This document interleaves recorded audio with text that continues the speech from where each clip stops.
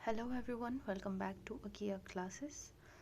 तो आज हम डिस्कस करने वाले हैं HPRCA ने जो निकाला था आपके TGT मेडिकल के लिए सिलेबस, और स्पेसिफिकली हम केमिस्ट्री पे फोकस करेंगे। तो आगे बढ़ते हैं, सिलेबस देखते हैं। Syllabus for CBT exam to the post of TGT medical. तो केमिस्ट्री के ऊपर हम फोकस करेंगे आज।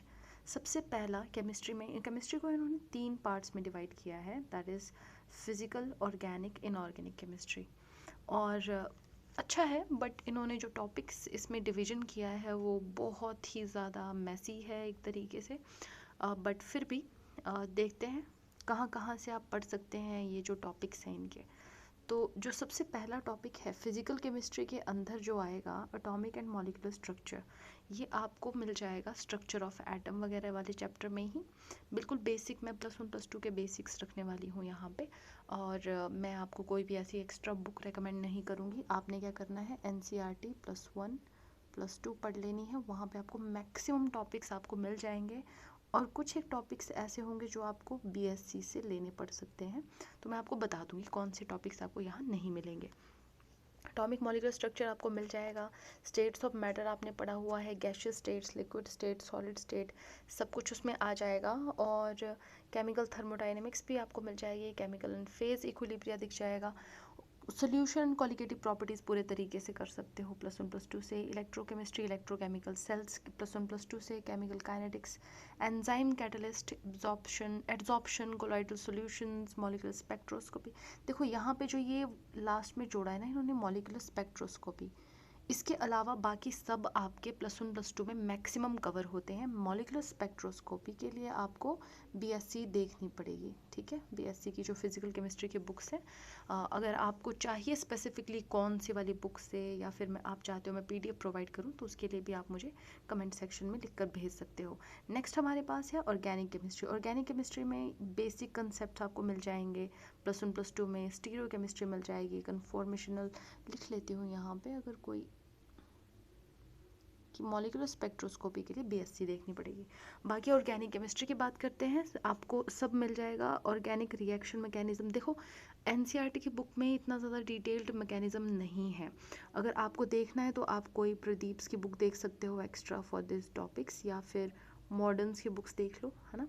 And its application to synthetic chemistry, nucleophilic substitution reactions, addition reactions, electrophilic addition reactions, ये काफ़ी हद तक +1 +2 में कवर हो जाती है NCERT बुक्स से। NCERT से नहीं मिलेगा तो प्रदीप्स और मॉडर्न्स की बुक में ये वाले टॉपिक्स स्पेसिफिकली जाके आप अलग से पढ़ सकते हो।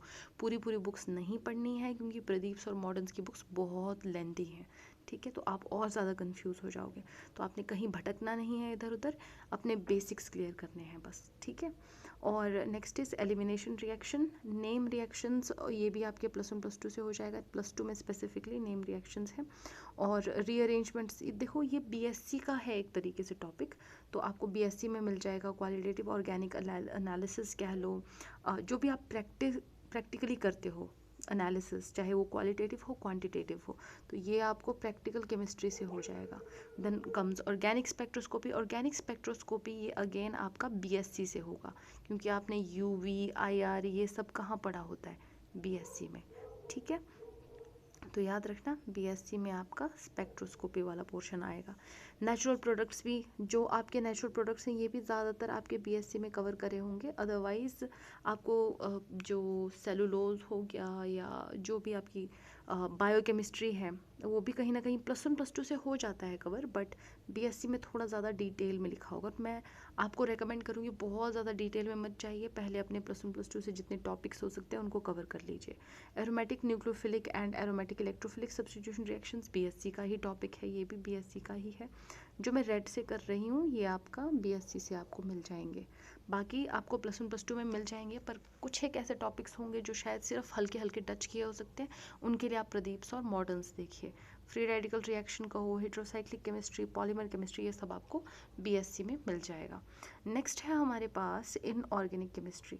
पीरियोडिक टेबल, पीरियोडिक प्रॉपर्टीज़, ये हम सभी को पता है, ये सब आपको +1 +2 से मिल जाएगा। Extraction of metals and metallurgy, structure of atom, again जो फिजिकल केमिस्ट्री के साथ ये मैच करता है, ये भी आपको एनसीईआरटी में मिल जाएगा +1 +2 में। Chemical ionic bonding, geometry, shape, hybridisation of molecules, ठीक है, सेपर थ्योरी या VSEPR जैसे भी आप कहना चाहो, MOT, ये सब आपको +1 +2 में मिल जाएगा। Main group elements SNP blocks, transition, inner transition, ये सब आपको मिल जाएगा +1 +2 में बहुत बेसिक तरीके से।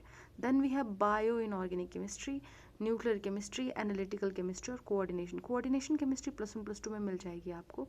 और अगर आप देखना चाहो तो न्यूक्लियर केमिस्ट्री, एनालिटिकल केमिस्ट्री, ये कहीं ना कहीं आपको BSc से ज़्यादा अच्छे से क्लियर होंगी। तो मैं फ़िलहाल आपको जो रेकमेंड करूँगी, चाहे वो केमिस्ट्री का पोर्शन हो, चाहे वो कोई और सब्जेक्ट का मटेरियल हो, मैं आपको एक ही चीज़ बोलूँगी, आपने घबराना नहीं है बिल्कुल भी, ठीक है। और जो आपके पास है अभी मटेरियल अवेलेबल, आपने उसी से स्टडी करना है।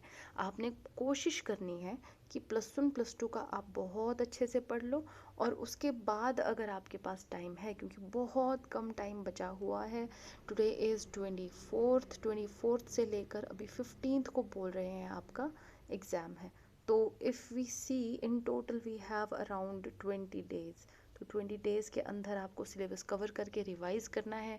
PYQs आपके स्पेसिफिकली कोई सिलेबस चेंज होने की वजह से उतने अच्छे PYQs नहीं मिल पाएंगे, but still I will try to make sure कि आपके एटलीस्ट ये टॉपिक्स कवर हो जाएं, +1 +2 से कवर हो जाएं। थोड़ा सा मॉडर्न का मटेरियल लेकर आऊँगी, थोड़ा सा प्रदीप्स का, इतने कम टाइम में जितना हो सकता है उतना हम पढ़ लें।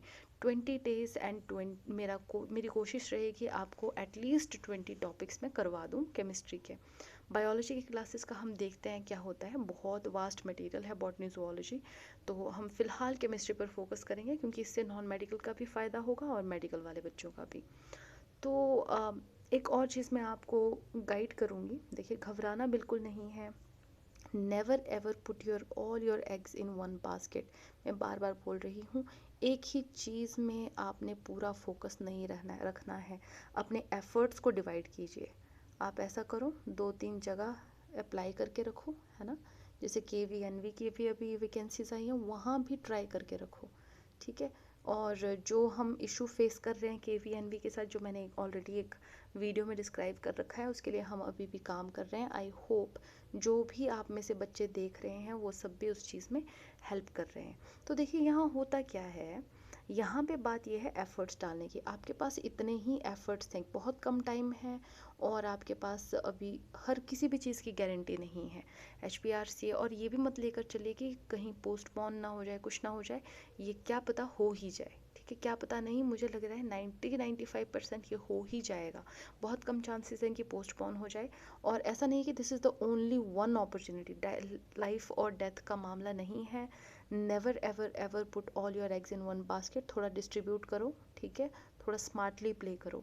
हम अभी +1 +2 को बहुत अच्छे से बेस बनाएंगे, तो कहीं ना कहीं वो आपको HPRCA का भी बहुत सारे टॉपिक्स आपके यहीं से हो जाएंगे TGT के लिए, ठीक है। और साथ ही साथ आपकी KV और NV की बहुत अच्छी तैयारी हो जाएगी। तो एकदम से घबराना नहीं है, जितना मटेरियल आपके पास है उसी से शुरू करना है और आगे बढ़ते जाना है। कंसिस्टेंटली मेरी वीडियोस देखनी है आपने, मेरी नहीं, जिसकी भी आपको यूट्यूब पे और भी बेटर वीडियोस मिलती हैं वो सब आपने देखते रहना है, ठीक है। तो अपने बेसिक्स मैं हमेशा कहती हूँ उसको क्लियर रखिए, और फ्री माइंड होकर एग्ज़ाम देने जाना है, ज़्यादा टेंशन नहीं लेनी है, ठीक है। चलिए, तो मिलते हैं नेक्स्ट क्लास में एक नए टॉपिक के साथ, जो आपका HPRCA TGT का सिलेबस में से होगा, और उसको हम अच्छे से डिस्कस करेंगे। Thank you so much for watching, and I will see you in the next class.